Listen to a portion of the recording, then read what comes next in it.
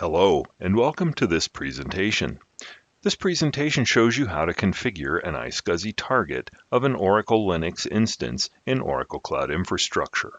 You also see how to configure an Oracle Linux instance as an iSCSI initiator. Ultimately, this configuration is the basis of an Oracle Cluster File System 2, or OCFS2, cluster with 2 initiators and 1 target. A VCN was first created with 2 subnets.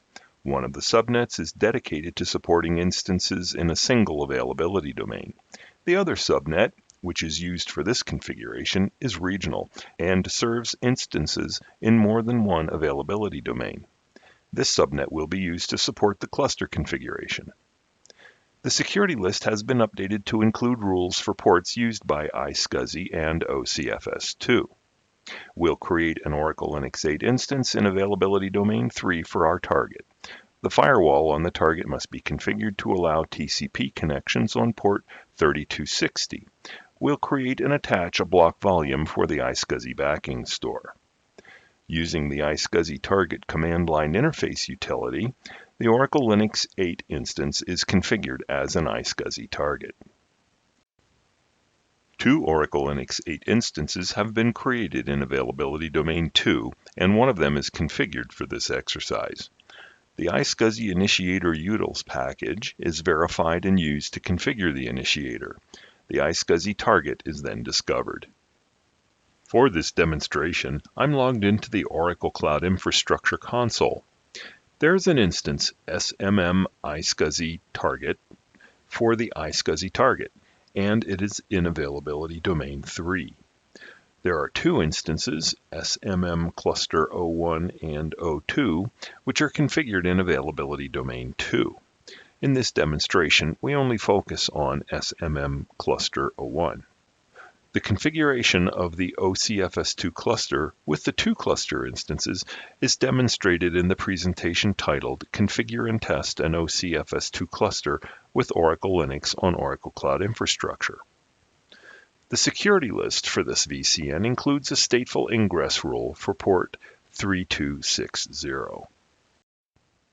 Before we create the block volume, enable the Oracle Cloud Infrastructure utilities, also known as OCI utils.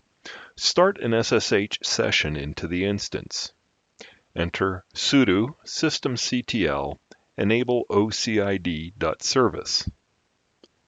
Then enter sudo systemctl start ocid.service.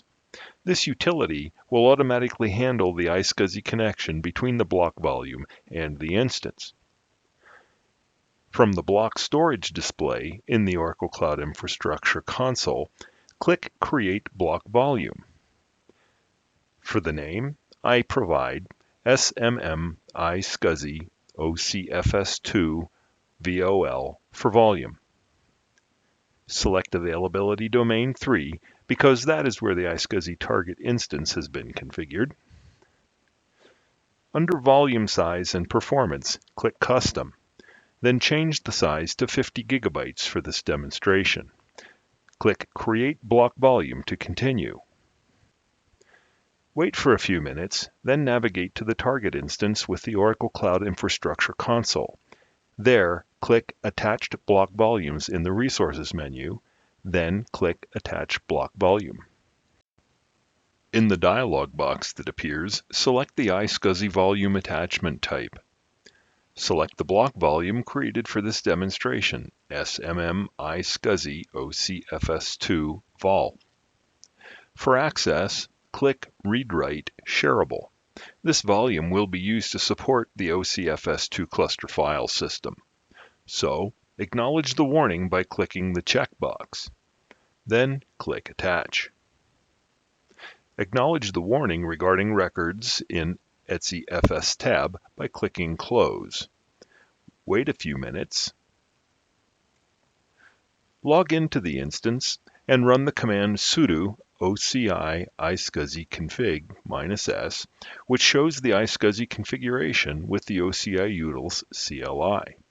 The iSCSI storage device is attached as device dev SDB. Clear the screen. Now, install the target CLI utility by entering sudo -e dnf install target CLI -y. We use the -e option because there are environment variables which point at an HTTP proxy on a bastion that provides access to the private subnet. Use -y to bypass the acknowledgement to enter y during the installation. Clear the screen, then start the target CLI utility by entering sudo target CLI. Begin the target configuration by setting the location to /block. We're configuring Oracle Cloud Infrastructure Block Storage as a backing store for the OCFS2 cluster. Enter create name equal OCFS2 dev equal /dev/sdb. Set the location to /iSCSI and create the iSCSI target IQN. The target portal group TGP1 is automatically created and the default port of 3260 is applied. For this demonstration, we simplify login by disabling authentication. Set the location to the IQN value TPG1 ACLs.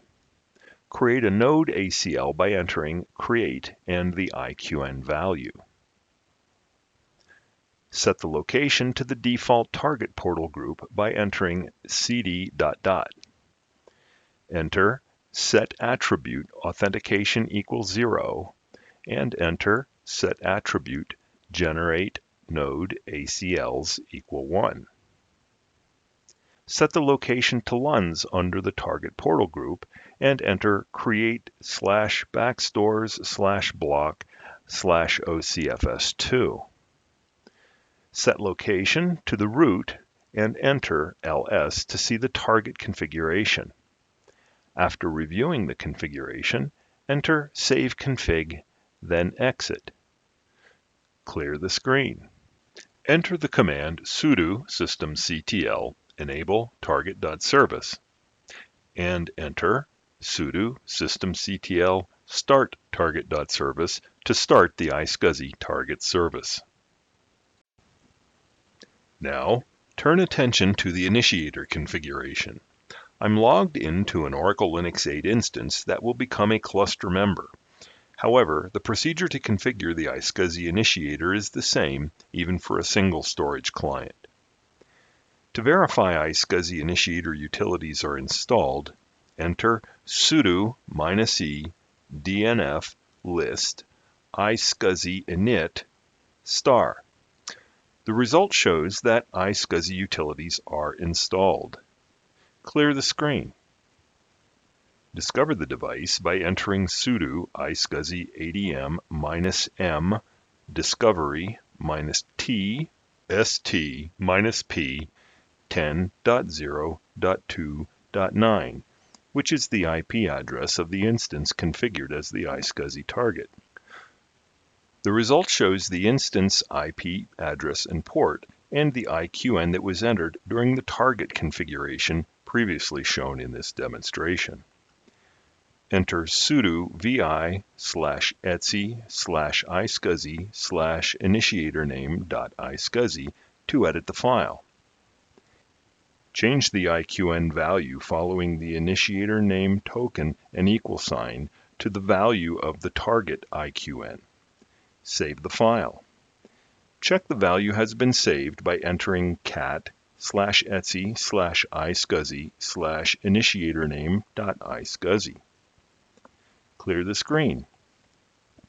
Restart the iSCSI Initiator service by entering sudo systemctl restart iSCSID.service. Check to see that the iSCSI device is now connected to the instance. First, enter sudo fdisk -l and pipe to grep sdb. The result shows the 50 GB device has been connected. Now, enter ls-l/dev/sdb* to see the device. The device is now ready to be partitioned and used. In this presentation, you saw an overview of the Oracle Cloud Infrastructure instances and VCN security rules supporting iSCSI storage for Oracle Linux 8. You saw a demonstration of the configuration of an Oracle Cloud Infrastructure instance as an iSCSI target, including the local firewall configuration, and you saw the configuration of an instance as an iSCSI initiator. For additional Linux learning opportunities, visit the Oracle Linux Learning Library at www.oracle.com/go-to/Linux Learning Library. Training for the Oracle Linux Cloud Native environment provides presentations on cloud native technologies. See www.oracle.com/go-to/Linux Cloud Native Learning and see the home for all of Oracle Cloud Infrastructure documentation at cloud.oracle.com. This ends the presentation.